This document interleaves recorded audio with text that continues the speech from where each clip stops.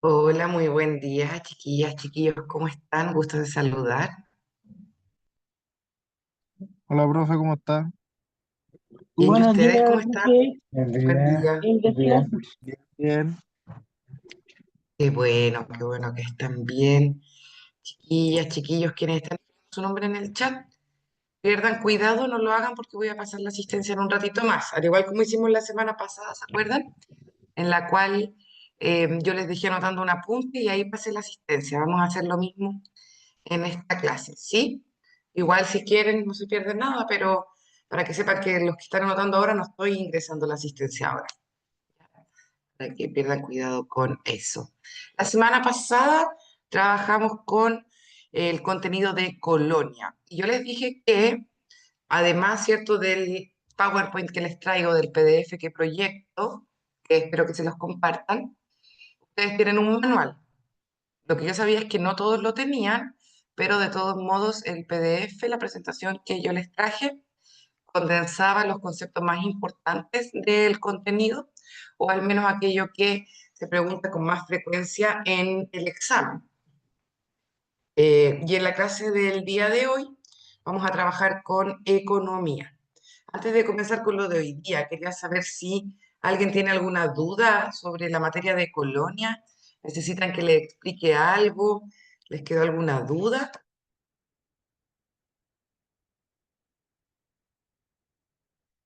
Si alguien leyó el manual, porque yo les decía que acá les traigo la materia más importante, pero que en el manual pueden complementar. Que la idea es que lo lean, que vayan estudiando semana a semana.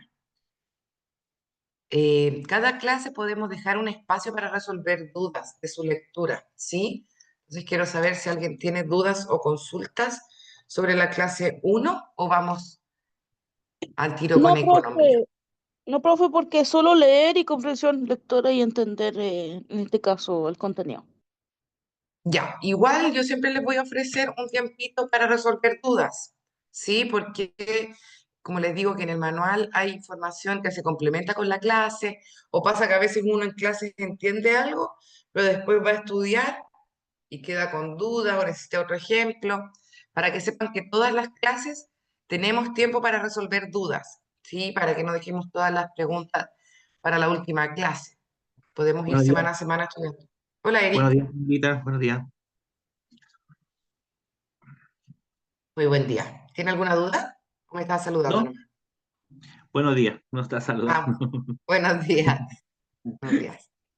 Bien, vamos a, entonces a comenzar a proyectar. ¿Me confirman si se está viendo bien? Dice contenidos del 26 de junio, conceptos económicos. ¿Sí? Sí, se ve, profe. Sí se ve. Súper. Vamos entonces. El día de hoy vamos a trabajar con economía, los conceptos básicos de esta ciencia social. La economía, al igual que la demografía, por ejemplo, son ciencias sociales. Podemos pensar que se acercan a las ciencias exactas por el hecho de que ocupan números. Sin embargo, tiene algo que es muy propio de las ciencias humanas, de las ciencias sociales, que es que son impredecibles. Los economistas, ¿cierto?, pueden dar una proyección, pueden, eh, por ejemplo, intentar actualizarnos sobre alguna situación económica, cómo se va a dar en términos financieros un periodo, pero hay elementos que escapan de las manos de los seres humanos. Por ejemplo, los economistas podrían haber pensado que la economía del año 2019 o 2020 iba a tener ciertas características, pero llegó el COVID y eso cambió, ¿cierto? Rotundamente los planes económicos. De ahí que, por ejemplo, el presidente de la época, Sebastián Piñera, haya tenido que hacer estos IFE, ¿cierto? O sea, actuar en la contingencia, en la emergencia. O nosotros mismos nos pueden suceder cosas así en nuestros presupuestos familiares. Habíamos ahorrado porque teníamos ganas de comprar zapatos y se enferma el hijo y bueno, hay que echar mano a un recurso que no estaba destinado para eso. Eso es lo que hace que la economía sea una ciencia social, una ciencia humana y no una ciencia exacta. Que si bien utilizamos números e intentamos, ¿cierto? Hablar con cierta certeza o con cierta objetividad de la realidad, al estar hablando de procesos humanos, nos vamos a estar refiriendo también a procesos impredecibles o que son difíciles de considerar todas las variables. La economía como ciencia nace desde un problema elemental, un problema que vamos a llamar el problema económico. Y este problema económico se basa en que los deseos y las necesidades humanas son ilimitados, o sea, que podemos tener tantos deseos, podemos querer tantas cosas como se nos ocurra y además todos podemos querer cosas distintas, ¿cierto? Estos deseos pueden ser de distinta naturaleza. Podemos desear cosas materiales o servicios, que son aquellas cosas intangibles, pero lo que es una realidad es que no todos pueden ser satisfechos al mismo tiempo. Como los deseos y las necesidades surgen desde nuestra creatividad, que básicamente no tiene límites, yo puedo querer ir a la luna, puedo querer comprarme un auto, puedo querer almorzar todos los días afuera, los deseos, o puedo desear algo, qué sé yo, cambiar el ropero todos los días. Cosas que uno podría decir, oye, pero ¿será necesario? Y otras cosas que son fundamentales, como tener una cama.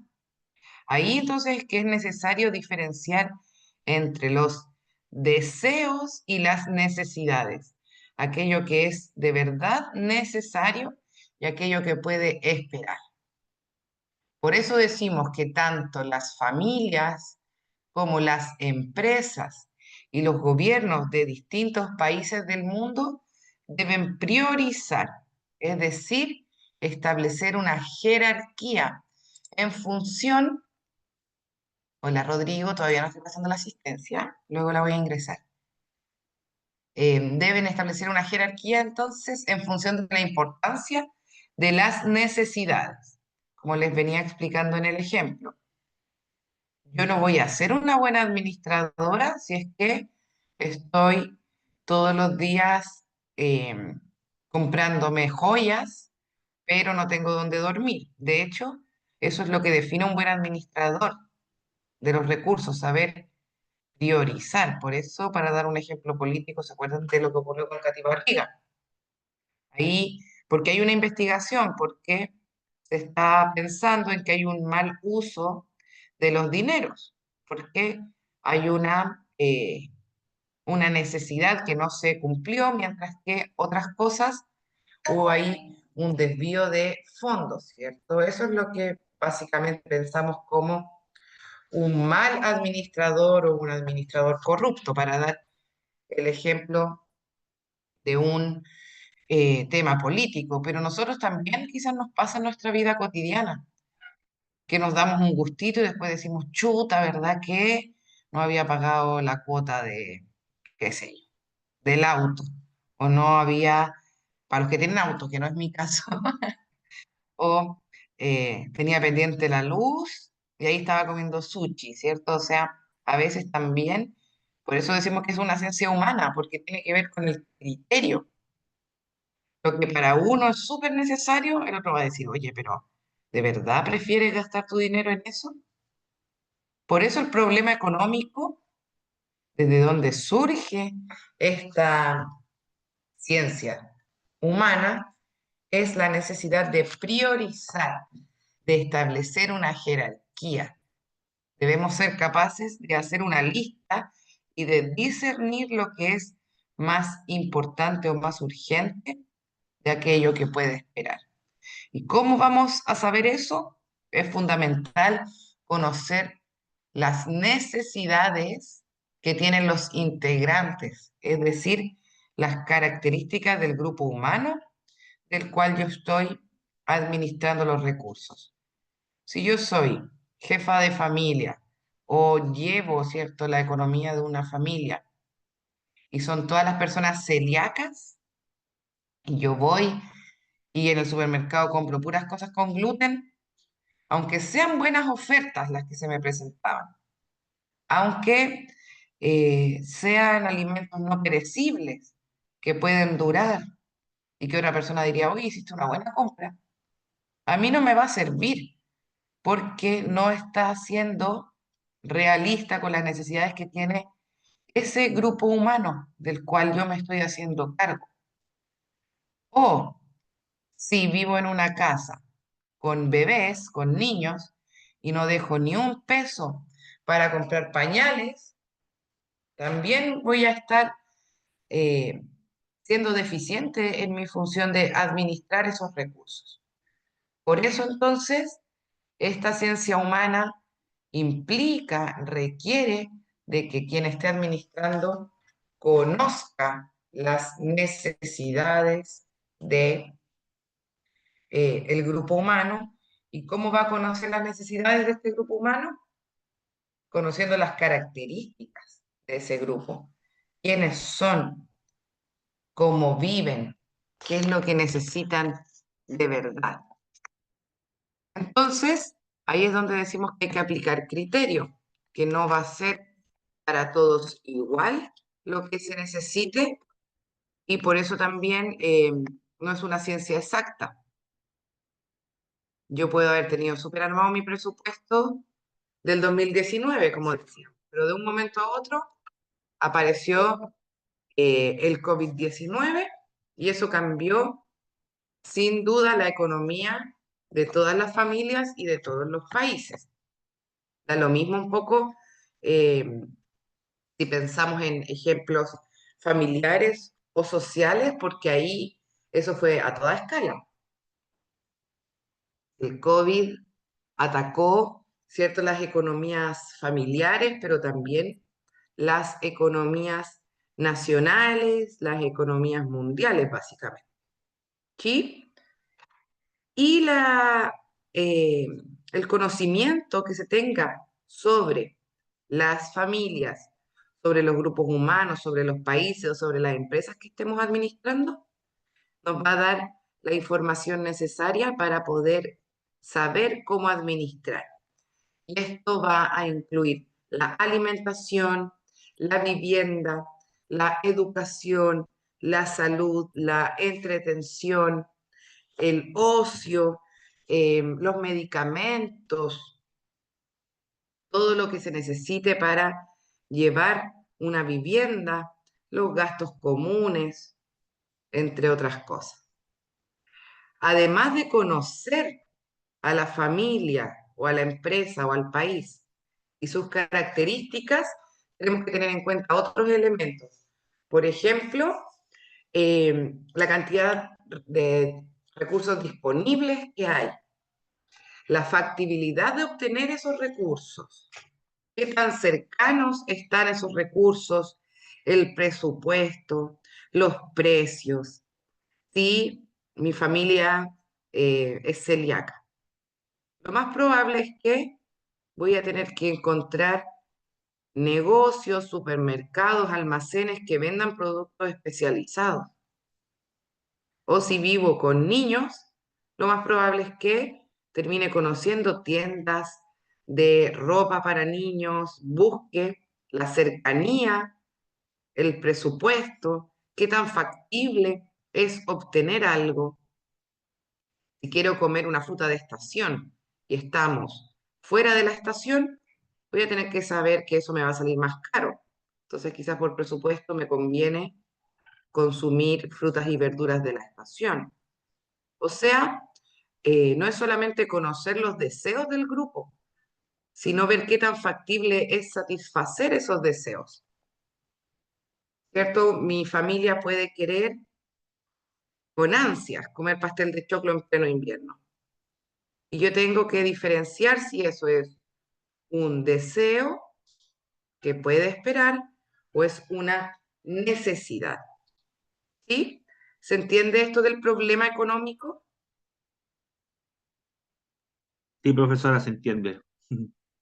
Súper. Entonces, si a ustedes les hicieran responder en desarrollo, por ejemplo, cuál es el problema económico, usted puede resumir diciendo que los deseos y las necesidades humanas son ilimitadas, no tienen límites, pero en cambio los recursos sí tienen límites. Por eso es que el ser humano se ve obligado a establecer una jerarquía o a priorizar los deseos y las necesidades.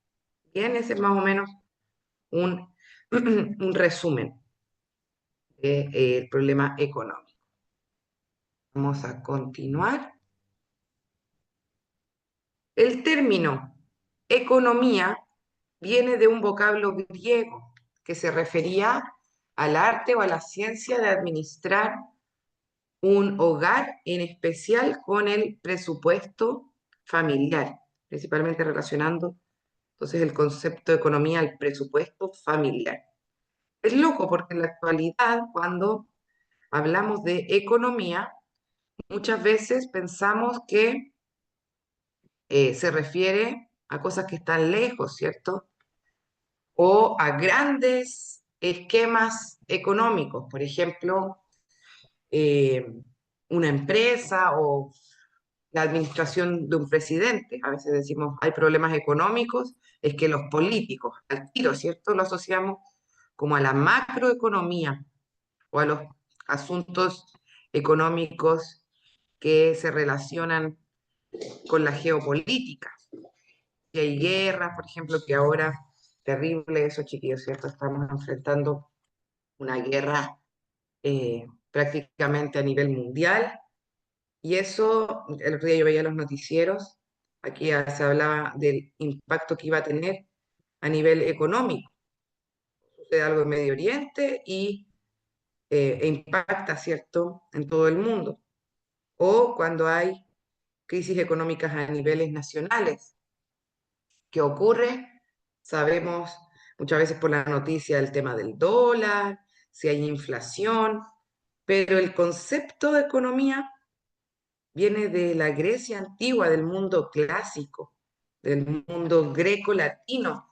De hecho, vienen diferentes elementos de nuestra sociedad. Por ejemplo, la democracia también, algunos elementos vienen de la antigua Grecia. Bueno, y ahí se refería entonces al arte, imagínense, un arte, o sea, una ciencia muy, muy humana, porque se definió al principio como una arte, un verdadero artista, sabe administrar los recursos de su familia. Y en la actualidad, como les venía diciendo, ese concepto ha cambiado y se ha generalizado. Y el día de hoy vemos que incluye el concepto de economía la administración de los recursos de una familia o de una empresa. ¿Alguien activó el micrófono? ¿Tiene alguna duda o fue de casualidad? Eric, no lo desactivo No, para que no. todo bien. Súper. Em, Decía entonces la administración de los recursos de una familia, de una empresa, o incluso los recursos de un país o del mundo, los administramos a través de esta ciencia humana que era definida entonces por los griegos como un verdadero arte.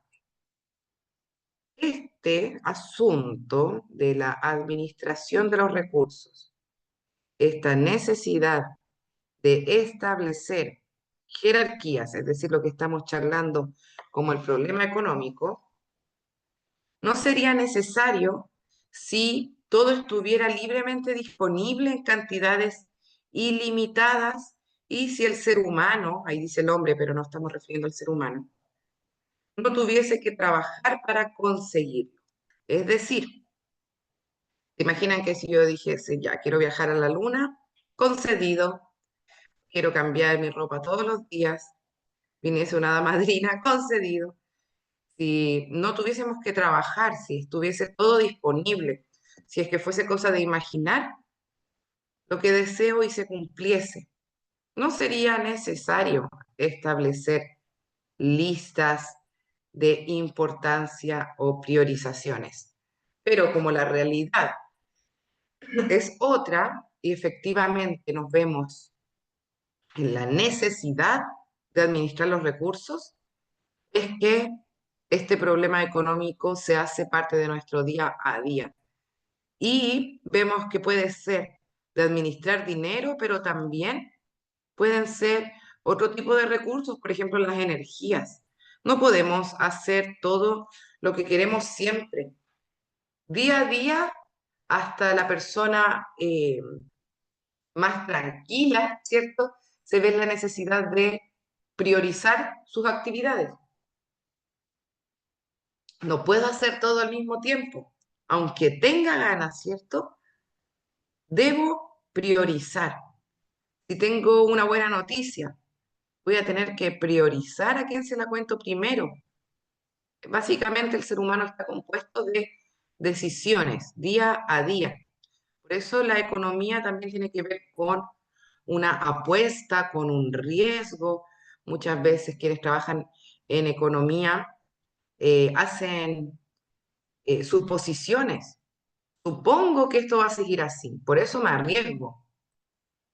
Pero imagínense las personas, por ejemplo, que hicieron negocios para la pandemia, que recién habían alquilado, arrendado un local y vino la cuarentena. Un riesgo, por eso una apuesta y no es algo que estemos a ciencia cierta eh, pudiendo definir el futuro. Por eso no es una ciencia exacta, aunque utilice números, sigue siendo una ciencia humana.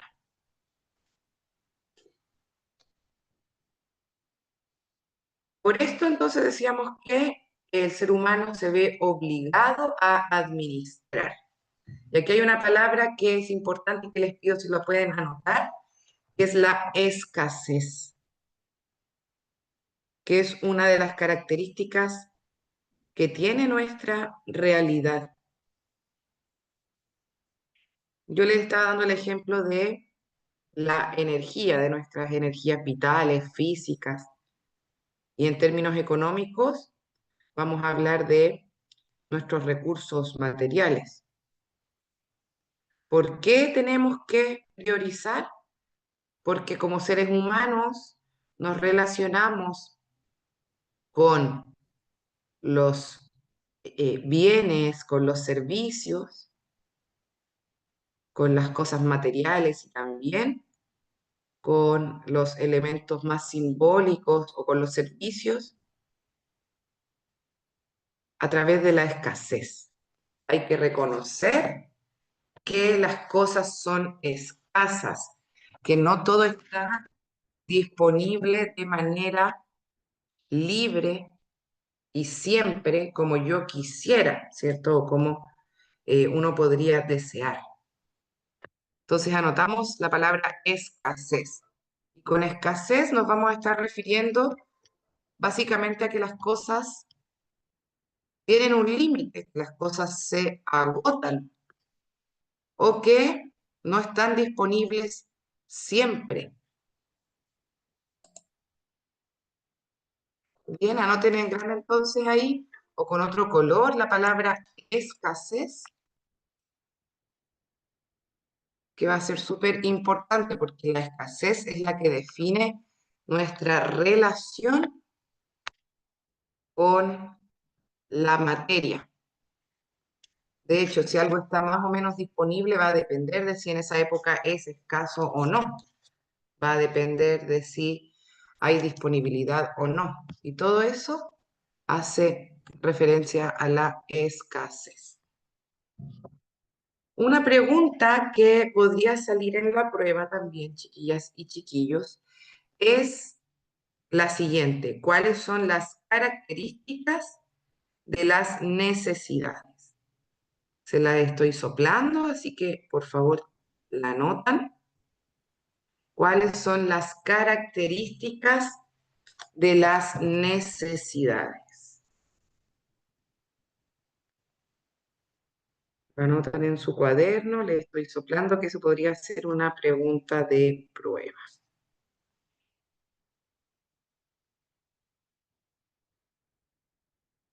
Las necesidades son variables, son relativas, son ilimitadas y son jerarquizables. Repito, esto podría ser pregunta de prueba. ¿Cuáles son las características de las necesidades? Y decimos que las necesidades son variables, relativas, ilimitadas y jerarquizables. Es decir, variables porque van a cambiar de un grupo a otro. Lo que necesite una familia no va a ser lo mismo que necesite otra. Lo que necesite un país o una región no es lo mismo que lo que necesite la otra región, ya que estamos ejemplificando con el COVID. Recuerden que cuando comenzaron a hacer la apertura gradual, permitieron que se abriesen los negocios que tenían techo, todos los negocios, los kioscos o restaurantes que tenían eh, patios techados, que fuesen abiertos. Y en el sur se alegaba mucho, que decían aquí llueve. Entonces, lo que sirve como medida para un lugar no va a servir para el otro. Por eso decimos que las necesidades son variables. O si yo vivo con mis abuelos y somos 3 personas y 2 de ellos tienen más de 80 años, no voy a comprar en el supermercado o en la farmacia lo mismo que una familia con 3 bebés, ¿cierto? Porque cambian las necesidades. Y ninguna es más válida que la otra, ni más importante. Simplemente es más realista con lo que se requiere en ese momento, en ese lugar. También decimos que son relativas porque incluso para el mismo grupo humano pueden cambiar. La misma familia compuesta por mí y por mis abuelos va a gastar diferentes montos en electricidad en invierno que en verano. Va a ser relativo, eso va a ir cambiando. O lo que gastemos como familia con niños en útiles escolares va a ser distinto en marzo que en diciembre. Relativo, eso cambia. También decíamos que son ilimitadas porque al venir de nuestros deseos, y nuestros deseos se relacionan con nuestra creatividad y nuestra imaginación, no tienen límites, eso significa ilimitado. Y jerarquizables, puesto que podemos establecer una jerarquía, un orden de importancia respecto a qué me parece más urgente, qué es necesario considerar prontamente y que puede esperar. Esas son las características entonces que les soplo podría ser pregunta de prueba. ¿Cuáles son las características de las necesidades? Y todo esto va a depender de muchas cosas. Yo les he estado dando ejemplos, como la época del año o la edad de los integrantes, pero hay un montón de características humanas que harán que esto sea tan cambiante. Por ejemplo, la edad, el nivel educacional y socioeconómico de las personas. Eso también va a ser importante. No gasta lo mismo en materiales universitarios, por ejemplo, alguien que esté entrando a la universidad, a una persona que no se encuentre estudiando y que esté trabajando, ¿cierto? O no va a gastar lo mismo una familia que sean 5 personas y cada uno tenga un auto, a una familia de 2 personas que se mueven en transporte público. El tamaño de la familia también va a importar. Si en la casa somos 10 personas o si vivo solo, obviamente mi lista de supermercado va a cambiar. El lugar donde se vive, sin duda alguna, las personas del sur de Chile, por poner un ejemplo, gastamos más en calefacción que alguien que viva en el norte en pleno verano, ¿cierto? Las creencias religiosas incluso pueden cambiar la prioridad de algunas cosas. Hay algunas religiones, por ejemplo, que no consumen cerdo. Hay algunas que no celebran Navidad. En cambio, para una familia católica, cristiana o que tenga niños y le guste mucho la Navidad, eso es un súper elemento que consideran, ¿cierto? En el presupuesto, uy, se viene la Navidad, tengo que hacer un engañito.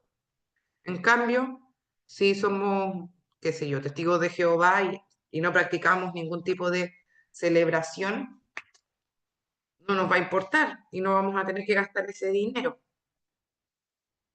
Pero otras creencias también importan, los estilos de vida. Si con mi familia somos veganos o vegetarianos y no comemos carne, no vamos a gastar lo mismo en el supermercado que una familia de deportistas que estén comiendo básicamente pura proteína animal. Solo son ejemplos, pero para que nos imaginemos entonces la gran diferencia que establece estas condiciones. Son diferentes condiciones de vida que van a influir grandemente en la variabilidad, en la relatividad de las necesidades. Hasta este punto, ¿se va entendiendo? Sí, profesora. Sí, señorita. Sí, súper. Sí, Vamos súper a... entendible. Genial. Anoten esas palabras, ya que son las características, por favor. Variables relativas, ilimitadas y jerarquizables.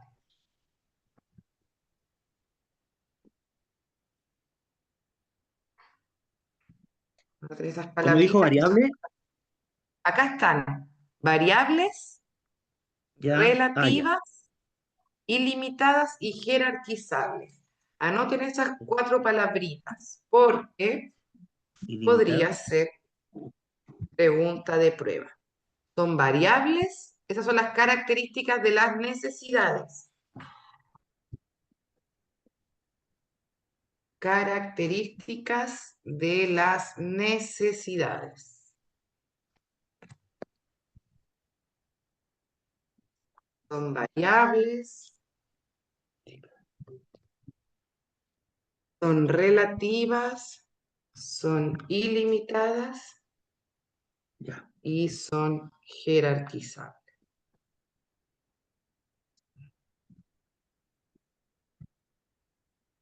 Ya. Listo. Seguimos. Acá básicamente está por escrito para que puedan estudiar lo que les vengo explicando, ¿ya? Para que no se asusten tanta letra. Es por escrito lo mismo que les vengo ejemplificando, que es que las carencias y las necesidades son relativas y variables porque la importancia de estas cambia de una persona a otra, dependiendo de todos los factores antes mencionados. Y puede haber más factores, ¿cierto? Si a ustedes se les ocurre también, los pueden anotar o ejemplificar. También cambian entre los países. Cambia de un continente a otro. Ahora lo podemos ver también porque las realidades políticas y sociales de los continentes son distintas, pero también esto hace referencia a el cambio de clima, los diferentes paisajes, todo eso influye en que las características de las necesidades cambien. Así, por ejemplo, la carne puede ser escasa para una familia pobre o de bajos recursos, puede ser muy accesible para una familia adinerada, podría ser quizás hasta de consumo diario, pero va a ser completamente innecesaria la carne para una familia vegetariana o vegana. ¿Alguien quería decir algo? Escuché una voz por ahí.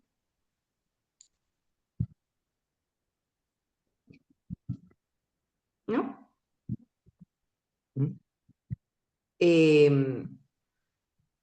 Voy a silenciar entonces para que no se haga eco, ya chiquillos.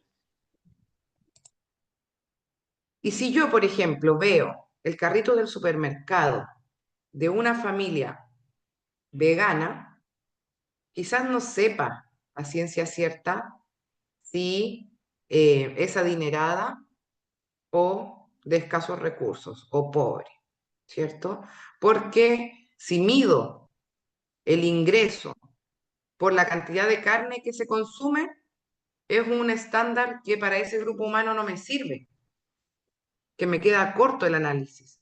Por eso también los economistas deben tener, como les decía, criterio, porque no me va a servir el mismo estándar para evaluar todas las realidades. Si yo quiero ver, por ejemplo, una canasta básica y con eso establecer la clase social o el grupo social al que pertenece una familia, digo ya, la carne va a ser mi estándar. Con eso yo estoy lista y puedo establecer la realidad de esa familia. Me va a quedar corto para mi análisis. No lo voy a poder seguir avanzando porque me voy a encontrar con la realidad de una familia vegetariana. Por otra parte, en cambio, las frutas se encuentran en gran abundancia en las zonas tropicales y templadas y son parte del consumo cotidiano de quienes habitan esas regiones del planeta, pero son muy deseadas y escasas por quienes viven en zonas frías y polares. Otro ejemplo que nos permite también entonces darnos cuenta de que la tarea económica no es tan sencilla como definir todo en torno a qué se consume o cuánto dinero hay, porque la escasez de productos o la escasez de dinero va a cambiar por diferentes elementos, por la época del año, si es que hay recesión, si es que las... perdón, le doy un besito a mi gatita que me vino aquí a llorar. Si es que hay crisis nacional, si es que hay crisis familiar, y también las características de la familia va a determinar que eso cambie. Y acá vemos el ejemplo de las frutas para pensar en cómo influye también la geografía. La geografía va a cambiar la disponibilidad y la necesidad que tengan los grupos humanos. Y a todo ello debe atender un buen economista o un buen administrador, porque al final estos son conceptos que también nosotros vemos en nuestro día a día, ¿cierto? Que nosotros quizás no nos consideramos nosotros grandes economistas, pero si nos damos cuenta, hacemos esto todos los días. Cada día tenemos que decidir, tomar decisiones concretas respecto de lo que compramos, de lo que pagamos. Y eso también habla, ¿cierto?, de nuestra propia capacidad de discernir aquello que es un deseo de aquello que es una necesidad. ¿Cómo establecemos nuestras prioridades? ¿En qué invertimos nuestro tiempo y nuestro dinero? Eso dice mucho sobre nosotros, sobre nuestro estilo de vida. Sí, hasta acá vamos bien, ¿cierto?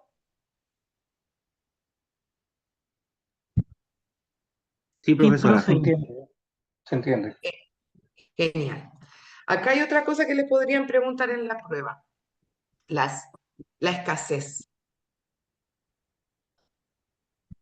Así que anoten, tomen apuntes sobre esto, por favor. Y de hecho, vamos a aprovechar de pasar la asistencia, ¿sí? Mientras lo anotan. Decimos que las necesidades son la causa de la actividad económica y, como les había adelantado ya, el contexto es la falta de recursos. Nosotros nos movemos en un mundo donde los recursos se agotan, los recursos materiales, los recursos, los servicios, los recursos incluso energéticos personales, todo se agota. No hay nada que sea eterno. Qué triste. ¿Y cómo vamos a definir la escasez? Esto lo anotan, esta definición, porque les podrían preguntar en la prueba, ¿ya? La escasez se define por la relación entre la disponibilidad o la cantidad de recursos con los que se cuenta y la deseabilidad o la cantidad de recursos requeridos. Le explico esto entonces. ¿Cómo vamos a definir si algo es escaso? Voy a silenciar, chiquillos, todavía no paso la asistencia. Cuando comience, lo activan. Se define por la relación entre la disponibilidad, cuánto hay disponible, o sea, cuántos recursos contamos, y la deseabilidad, cuánto se requiere. Pongamos el ejemplo de las camas críticas en el COVID. Allí, la disponibilidad, es decir, los recursos con los que se contaba, era menor que la deseabilidad o de las cantidades de personas que lo requerían. Había menos oferta, o sea, había menos recurso disponible de lo que se necesitaba o se demandaba. Esa es la relación, lo que es disponible con lo que se desea. Y lo que hay disponible se llama oferta, y cuánto se requiere o cuánto se demanda es la demanda. Algo va a ser escaso entonces si hay poca oferta, hay pocas camas críticas disponibles, pero hay mucha demanda, muchas personas lo necesitan. Esa es la relación de la escasez. En cambio, si hay mucha oferta, si yo estoy vendiendo pantalones y tengo 100 pantalones disponibles, mucha oferta, pero hay poca demanda, solo 2 personas quieren comprar, esos pantalones no van a ser escasos.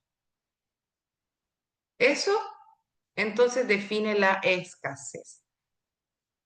Abajo hay ejemplos, anoten esta definición, importantísimo porque podría entrar en la prueba, la definición de escasez, y voy a pasar la asistencia. Mauricio Cabrera, ¿estará? Presente. Gracias, Mauricio. María Elena Díaz. Presente. Gracias, María Elena. Hoy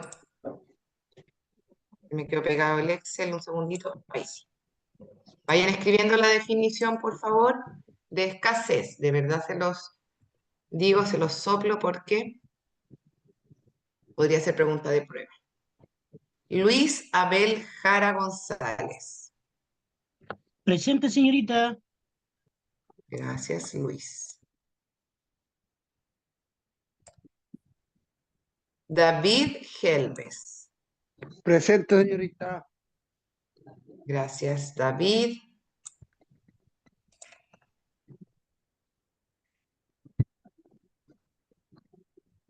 Jordan Leiva. Presente, profe. Gracias, Jordan. Rodrigo Madrid.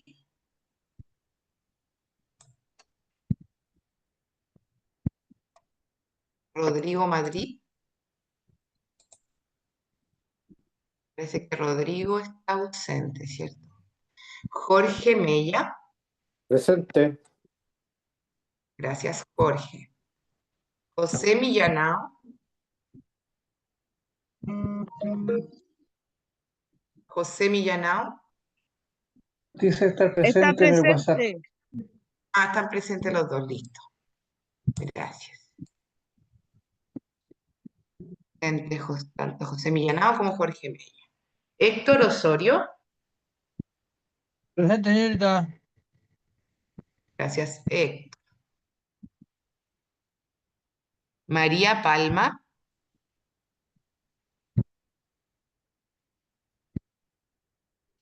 María Palma no está.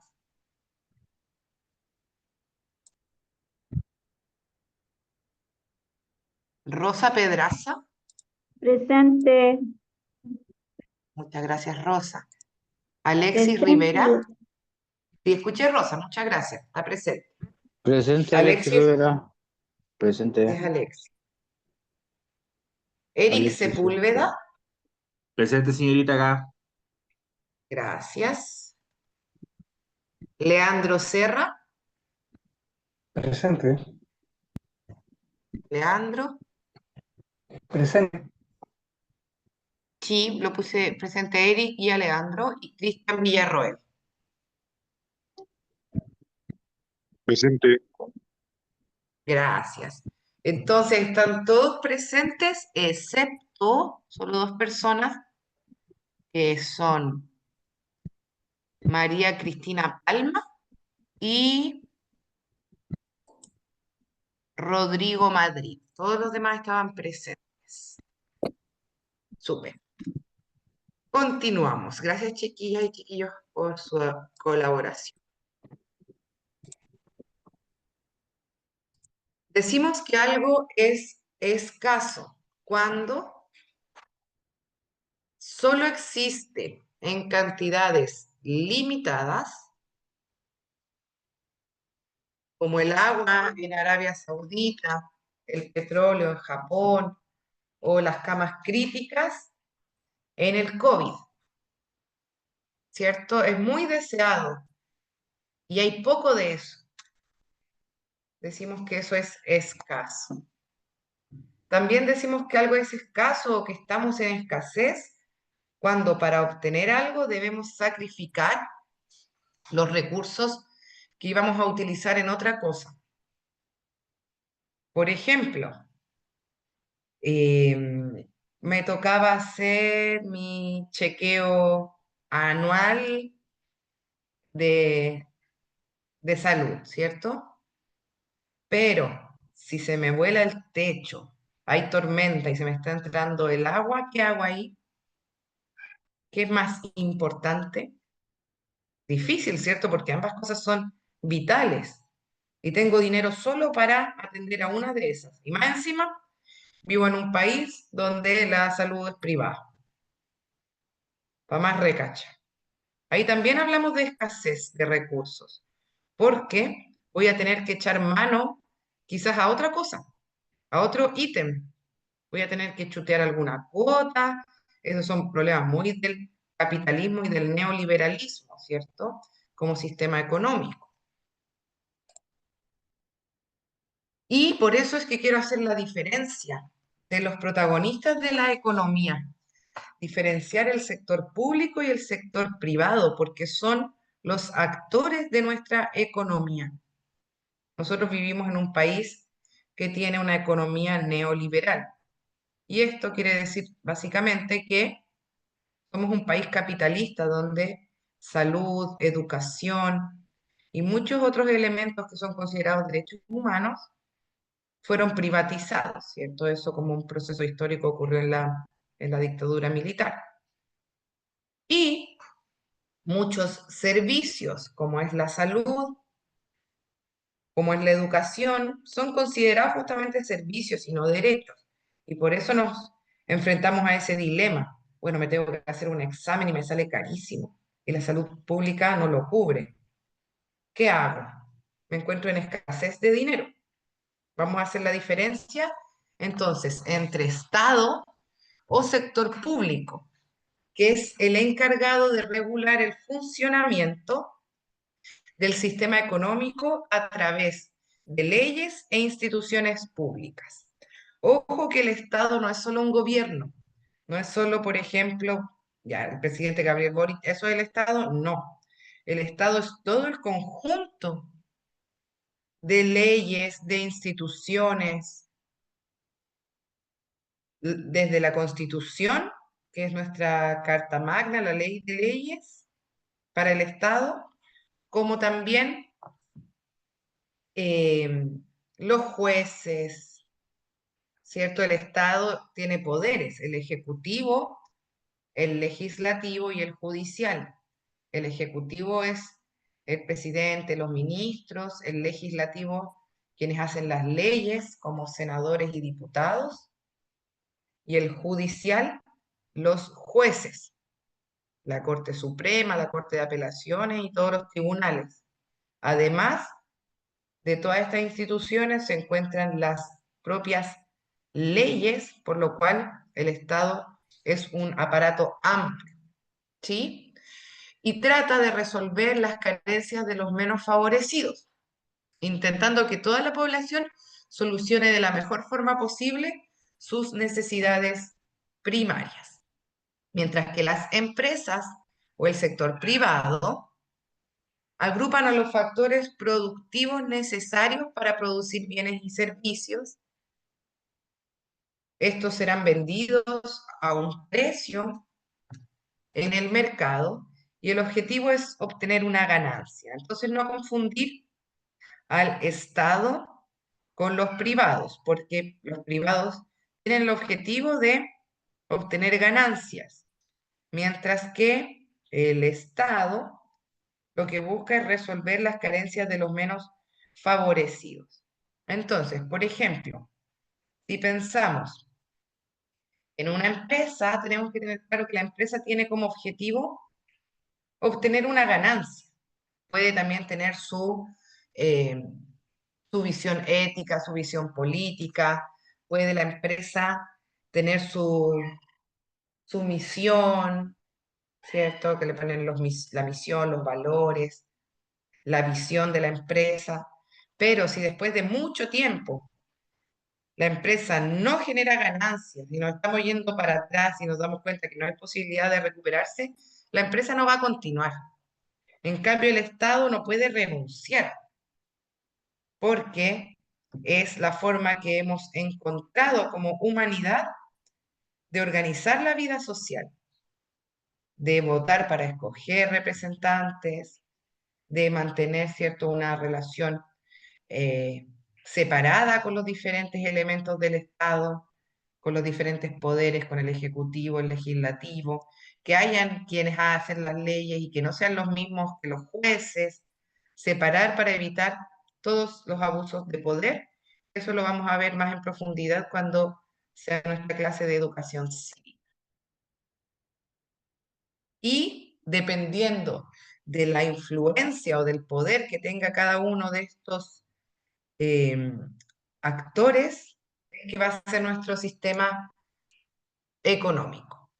Vemos acá a la izquierda dice economía planificada, y las economías planificadas o centralizadas son aquellas en que el Estado tiene mayor poder, que el Estado planifica la economía. Por eso se llama también economía centralizada, porque el Estado funciona como el centro económico, político, que son, por ejemplo, el caso de las economías comunistas, en las cuales el Estado provee de la salud, provee de la educación.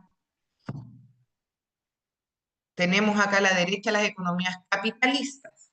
En las economías capitalistas, como la que vivimos nosotros en la actualidad, el Estado tiene menos poder, menos influencia, puesto que lo principal en la economía capitalista es el poder que tiene el privado. Nosotros vemos que en nuestra economía actual, el poder privado de las empresas es bastante grande. Tienen harta libertad los privados. Eso hace que el Estado en las economías capitalistas se vea limitado en su poder. Y en la economía mixta, como son las economías sociales de mercado en Europa, hay una mezcla, porque por ejemplo vemos que en Europa existe, ¿cierto? La empresa privada, pero tiene muchas más limitaciones que las empresas en las economías liberales como la nuestra. Pero también el Estado tiene un poder mucho más fuerte en las economías mixtas que en las economías capitalistas. En Europa, los impuestos son mucho más altos que lo que pagamos nosotros. Pero asimismo sabemos que la salud, la educación en Europa es mejor que en, por ejemplo, Estados Unidos, que no hay salud pública. Cada persona tiene que pagar un seguro y para lo que te alcance. De hecho, Obama intentó hacer un programa de salud público para que existiese la posibilidad de atenderse en salud pública para aquellas personas que no podían pagar salud privada. Y hubo marchas contra Obama, mucha gente se manifestó en contra de la idea de la salud pública porque iban a tener que pagar impuestos, porque el Estado de algún lugar debe sacar los recursos. Entonces, ahí vemos también que cada sistema tiene su pro y su contra. Hay quienes defienden a las economías planificadas o centralizadas, donde el Estado tiene mayor poder. Por ejemplo, dijimos las economías socialistas o los sistemas políticos comunistas. Pero ahí vemos que está la parte como negativa o que se critica, que es que hay poca libertad para la empresa privada. Mientras que en una economía capitalista o neoliberal como la que vivimos nosotros en la actualidad, una economía que le da mayor importancia a la empresa privada, vemos que muchas veces nos encontramos con este otro lado negativo, que es que si no tenemos dinero para pagar, por ejemplo, la salud o la educación, no podemos gozar de esos considerados derechos humanos, pero que en estas economías capitalistas son considerados servicios. Y el servicio va a depender de lo que usted pueda pagar. Y las economías mixtas, cuyo ejemplo más patente es la economía social de mercado de Europa. ¿Se entiende la diferencia entre estos sistemas económicos y políticos? Sí, profesora. ¿Sí? sí, ¿Nadie no. tiene duda? No, está claro. no, está súper bien. Súper claro. Genial, perfecto. Seguimos. Y con esto cerramos. Nos queda... ¡Ay, no! Ya estamos en la hora. Bueno, denme un minutito, por favor, chiquillos, para Sí, dele nomás, terminar. profesora. Dele nomás. Gracias. Este es el último contenido, lo hago súper cortito. Para satisfacer las necesidades y los deseos, los hombres, entendiendo como seres humanos, adquirimos bienes y servicios. Aquí entonces tenemos la diferencia entre los bienes y los servicios, ¿sí? ¿Y cuál es la diferencia? Que el término bien se utiliza para referirse a los objetos tangibles o corporales que nos permiten satisfacer una necesidad, como es el pan. Por ejemplo, yo puedo tocar un pan, esto tiene consistencia material, y el pan me permite satisfacer la necesidad de alimentación. Unos zapatos los puedo tocar y satisfacen la necesidad de abrigo, o un auto también tiene consistencia material y satisface mi necesidad de transporte, mientras que los servicios son acciones intangibles que no se pueden tocar, pero que igual satisfacen una necesidad. Por ejemplo, una atención médica. Yo no puedo guardar una atención médica como guardo los zapatos, pero de todos modos está satisfaciendo una necesidad. O esta misma clase, ¿cierto? Nosotros nos quedamos con los beneficios de la clase, pero usted no puede guardar una clase de forma material como lo hace con un auto. Sin embargo, de todos modos está satisfaciendo una necesidad, la necesidad de educación. Y aquí hay gráficas que ejemplifican la diferencia. Un par de zapatos es un bien porque tiene consistencia material, pueden ser utilizados o consumidos, se transfieren y tienen un valor. Es un bien, se toca. Y la salud en los sistemas capitalistas como el nuestro es un servicio porque es intangible, solo se reciben los beneficios. Es inseparable de la persona que lo da. Yo no me puedo quedar con el servicio, sino que necesito que el doctor haga el servicio, ¿cierto? O yo no puedo encapsular la clase y quedarme con la clase para siempre. Eso es inseparable del profesor. Depende de la calidad del cliente. Son diversos y heterogéneos y no se pueden almacenar. Eso, chiquillas y chiquillos, ese era todo el contenido de la clase del día de hoy de términos económicos. Dudas, consultas, algo que me quieran decir, preguntar, objetar. No, profesora, todo bien. Todo bien. ¿Todo bien? Sí, sí, todo Todo bien. bien. Genial, chiquillas. Nos vemos entonces, y chiquillos, la próxima semana. Ha sido un placer compartir con ustedes. Espero que estén súper bien y que tengan lindo fin de semana. Cuídense mucho. Igual para usted, profesora. Cuídese, que tenga un buen fin de semana. Que estén muy Gracias. bien. Luego, chao. Chao. Excelente, gracias, profesora. Muchas gracias. Qué bueno que le gustó. Muchas gracias. Excelente. Hasta luego. Hasta luego. Gracias Va. por participar. Hasta luego.